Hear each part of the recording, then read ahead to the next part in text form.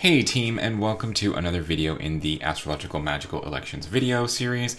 In this video, we're going to cover magical elections that are available to us from the Aquarius new moon on January 24th until the Leo full moon on February 8th. And we actually have quite a bit of example charts to talk about in this 2-week period, which is a little bit of a gift, since anybody who's been watching this series for a little bit will know that the past few videos haven't really had a whole lot going on with them. So it's always good to have a video that's got kind of a lot of activity in it. And a big part of why there's just so much more activity this 2-week period is just because we're dealing with a waxing moon phase instead of a waning moon phase. And the waxing moon phases, especially in regards to lunar mansion talismans, are useful for any kind of purposes that are more towards growth and gain, accumulation, and cultivation. And those just tend to be much easier to talk about and advise on than the waning moon mansions, which are more about like loss and giving up and giving back. And while those do have their, uses and their times to get that stuff done, it's just more, specific life circumstances that necessitate them. And it's harder to just kind of, advise on those more generally, like the waxing ones. But, all that said, let's just get right into our magical elections for this 2-week period. So our first talismanic opportunity comes to us on January 28th for myself in the early morning hours, and this is going to be an election for the 28th mansion of the moon. And now the 28th mansion of the moon is one that we've talked about a lot in previous videos. It's come up a number of times. And this is a mansion that's for accumulation of opportunities primarily. Traditionally, it's for gathering of fish in a location so they may be easily, scooped up by the fishermen. And while that can still be a use for individuals who enjoy fishing, for more generally, it could just be used for the ability to pick and choose from opportunities that come to us. Kind of just the ability to cast out our nets and drag and reap in what is being offered to us. And this can be really great for people who are self-employed, especially those who work on more like commission or project-based, kind of more contractor-based work or freelance, to be able to have more opportunities for, income. It can also be used more generally to increase or multiply streams of income for those who are, working multiple gigs, so to speak, to get something more lucrative, and can just be a really great kind of creative, fertile ground for those who are working in more creative fields to get more ideas and more inspiration for whatever it is that they're making, whether that be, art or music or, videos or just whatever that is to use. So the 28th mansion is a really great talismanic spirit to go to for anything like that. So looking to our electional chart for our talismanic opportunity, we see the moon is placed here within the 28th mansion at the very end of Pisces, and she is conjoined Venus, conjoined the ascendant, and that's what we always want. We always want to make sure the moon is conjoined to either the ascendant or the midheaven, and here she's joined by Venus in Pisces, which is always very good. Keep in mind that Venus will always kind of be joined up with the Mars square while she's in Pisces, and we'll talk a little bit more about that in a minute. And the moon is immediately separating from the conjunction, of Venus and Pisces, and applies to a sextile of Saturn in Capricorn. And so, when we're talking about lunar mansion talismans or any talisman, you want the moon to apply to a planet who is kind of the nature of what we want or otherwise capable of providing what we're trying to get. So when we're talking about the 28th mansion, we're trying to provide or accumulate or look to a planet who's able to provide or accumulate opportunities or growth or anything like that. And so while generally Saturn might not be a planet that you would think of to be able to do that, just because he's more malefic in nature, he's more slow, he encourages us to work harder for less often. So all of those things are generally still true about Saturn, and you would typically try to avoid Saturn contacts for these kinds of talismans. But what makes it okay, what makes it better, is that Saturn is in the 11th house, that Saturn is in a sign of Capricorn. There's a lot going for this Saturn that otherwise, for like a Saturn who was in a sign that he did not do well in, either peregrine or detriment or fall, this would not be something that we would go for. And, even still, if the moon were square or definitely opposite Saturn, we wouldn't use this. But because Saturn is well placed in his own sign of domicile in a good house, and himself unafflicted, he's not square Mars or conjunct Mars or anything like that, and the moon is applying to Saturn through a more friendly aspect like a sextile, then the pros vastly outweigh the cons in this. Of course, we're still going to have kind of that Saturnine nature come out within this talisman, just because Saturn is Saturn, and he's going to operate like Saturn. So kind of that struggle, or that slow to start, or that having to work maybe harder than we would have to otherwise, are still going to be prominent themes with this talisman. It's going to be a little less, you know, opportunities served up to you on a silver platter, but more like opportunities that you seek out and work for will be awarded to you more easily. Alrighty, so our second talismanic opportunity during this 2-week period is going to be, you know, a little bit more than 24 hours later, January 29th. Again, in the morning hours, we want the moon to be in the first house. And this is going to be an example of a first Lunar Mansion talisman. And the first Lunar Mansion is actually one that I've kind of been hoping for, or trying to get an example of for this video series, because it's one that I don't think we've ever talked about before. But the first Lunar Mansion is all about initiation. It's all about going. It's all about moving forward. And it can actually be a very good combo with the 28th Mansion. So the 28th Mansion is a bit more passive. It's a bit more, you know, things come to you, and, you know, you kind of pick and choose from them. And, you know, the positive side of that is that you don't necessarily have to work super hard to get it. But, you know, the negative side of that is you don't appreciate it. You know, you don't seem to work hard for it. You don't value it. And you might let it go just because you're being too passive.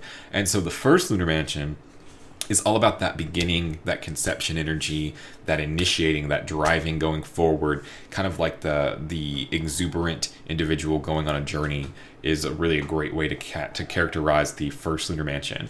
So if you're already in a situation to where you have a lot kind of coming to you, or you already have a lot of ideas about what you want to do, but maybe aren't super good on the planning and the follow through to actually accomplish it and to get it started, then the first Lunar Mansion can be a great idea for you. It can also be really great if you're stuck in a slump, if you've been feeling depressed, if you're just kind of struggling to work, or not necessarily just to work, because I don't want to make it anything like that, but if you're struggling to be motivated, if you're struggling to get going, the first Lunar Mansion can be a really great ally moving forward. So looking at the election chart, we actually have a few options for how you want to move forward with it, or kind of what exactly you want it to be characterized as. So our first option is here, the Pisces rising.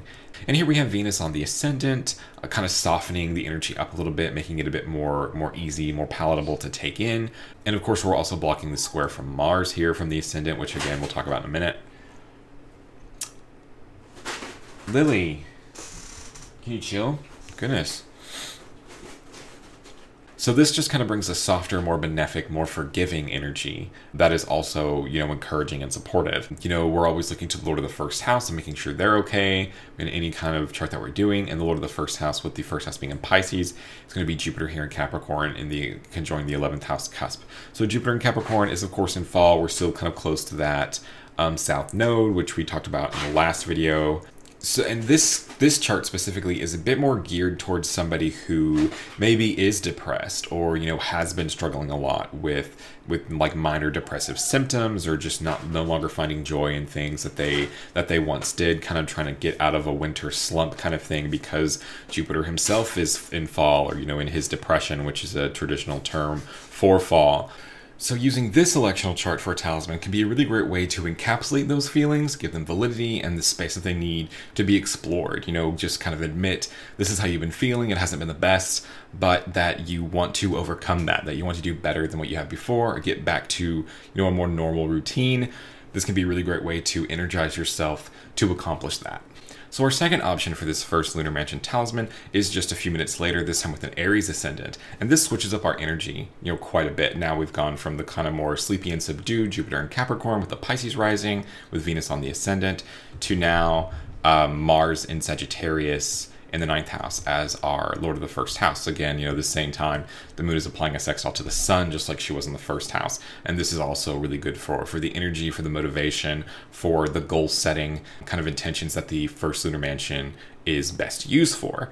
And so, like I said before, this is a much more fiery, a much more energetic, a much more kind of, gunshot, more cannon fire way of greeting that same first house energy. This is a little bit more appropriate, or a little bit more in line with, or otherwise characteristic of, first Lunar Mansion energies or first Lunar Mansion intentions. So if you really want kind of a more pure, we'll say a more pure, fiery, Marsy first lunar mansion, this could be a really great way to experience that and really kind of focus that energy into accomplishing or overcoming whatever it is that you're hoping to start or move beyond or push forward.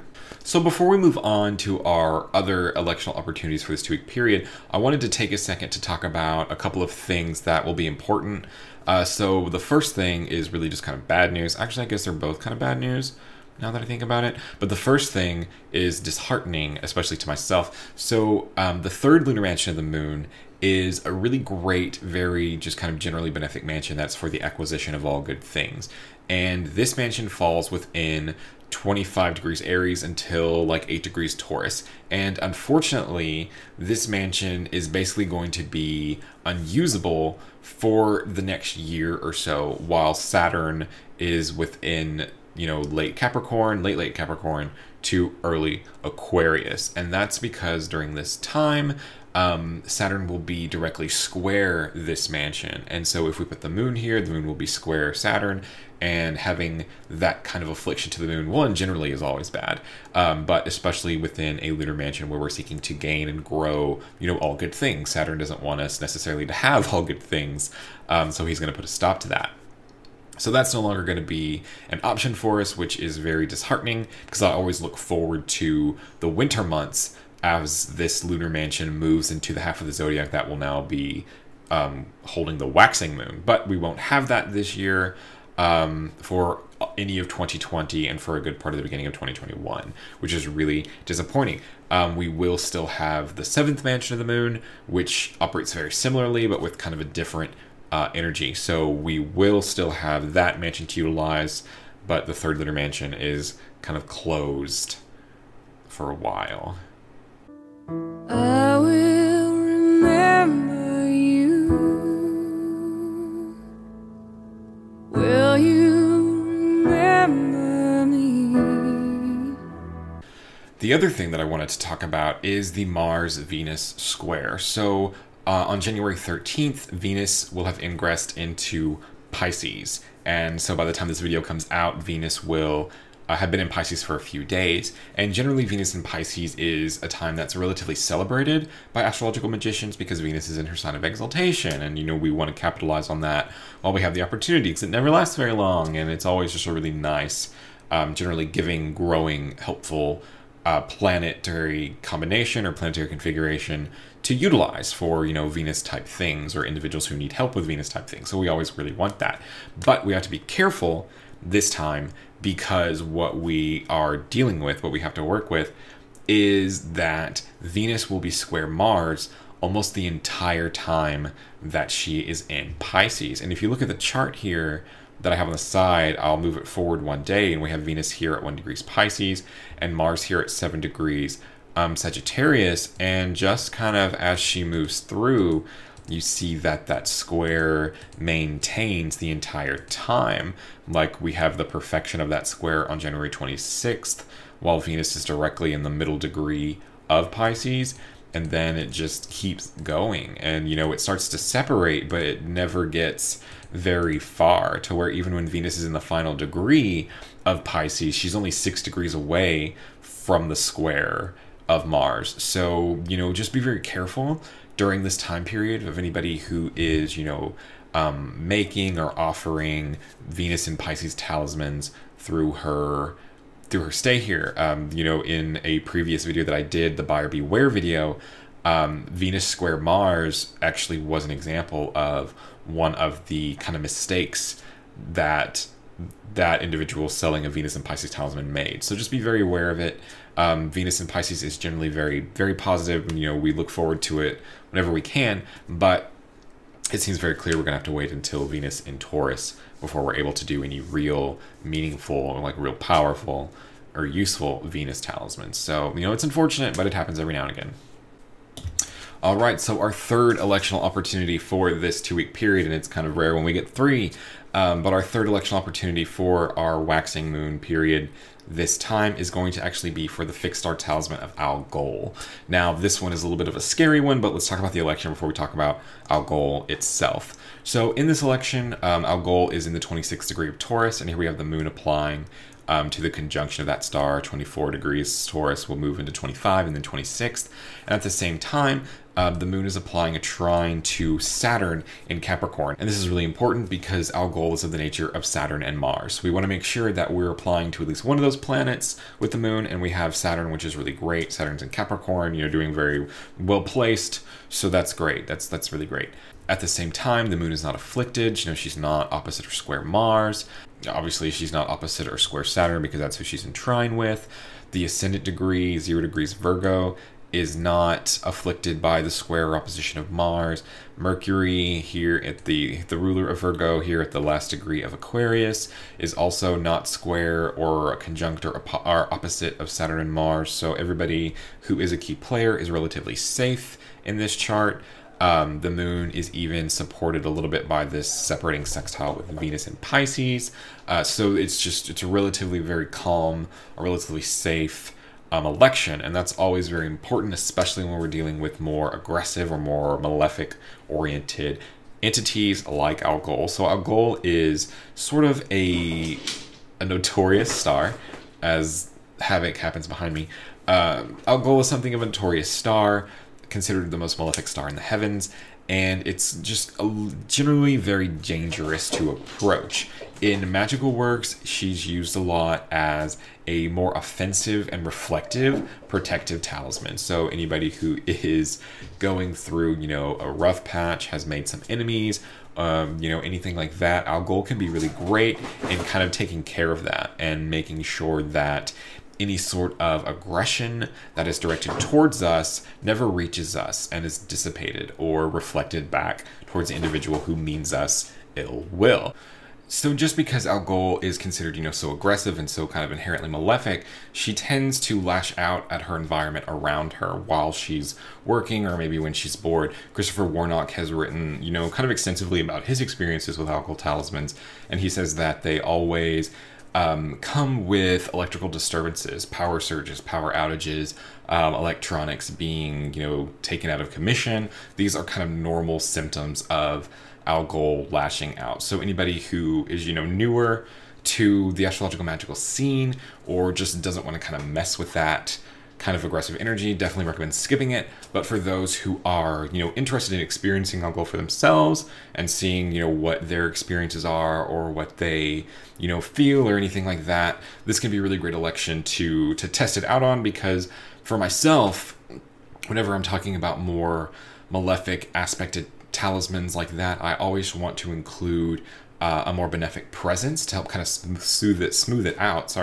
And so in this chart, I was really happy to be able to get the moon supported by this sextile of Venus in her exaltation, just to kind of be a little bit more of a calming presence in a talisman that is known for being, the opposite of calm.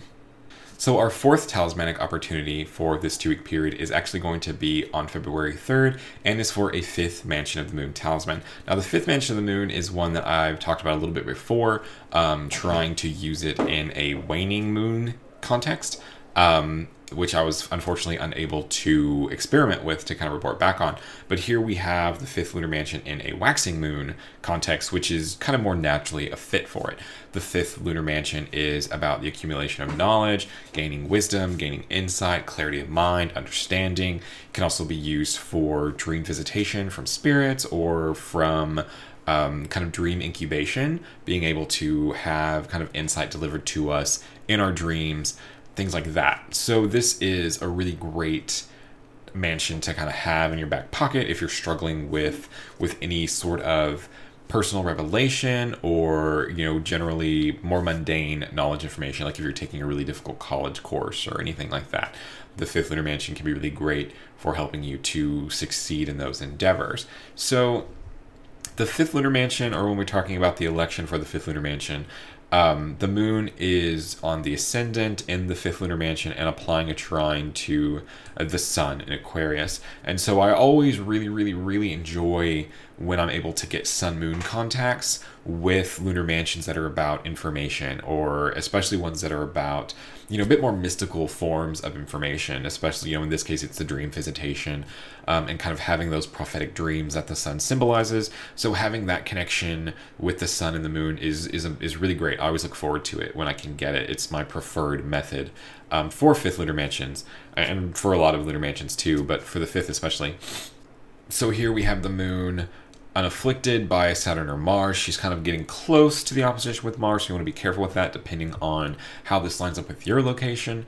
And you want to make sure that you get the Gemini rising if you possibly can, and, you know, definitely try to avoid the Taurus rising. The Gemini rising gets you Mercury in Pisces as the ruler of the first house, and, you know, being in Pisces isn't super great for Mercury because it's his detriment and his fall classically. So definitely want to you know, that having that double debility is not great, but essential dignity and ability is not necessarily a huge consideration for the Lord of the First House. The afflictions by malefic planets definitely ranks higher in priority. And so, you know, your options are, you can either have the Mercury, who is debilitated by his fall and his detriment, or you can have the Venus, who is exalted but also closely square Mars. So, you know, for those options, having those, being able to pick between the two, the Mercury and Pisces is definitely preferred. The only real downside with this mansion and the previous mansion, the first lunar mansion, is that the moon is moving kind of slowly. So a lot of times when we're dealing with slow moons, especially in lunar mansions, but even in other planetary talismans or fixed star talismans, is that this beginning can be really slow and kind of rocky. So you might not necessarily get like a good experience, a good obvious experience with the talisman until a little bit later, until some more time has passed. So something to keep in mind if you're working with these talismans, or even if you've made talismans in the past that you don't feel like have done a lot. Check and make sure if the moon is moving quickly or slowly, and if she's moving slowly, that might key you into like, oh, I just need to wait a little bit and give this some more time to play out. So the fifth and final electional opportunity for our waxing moon phase this time is going to be for a sixth lunar mansion talisman a little bit later on that same day, February 3rd.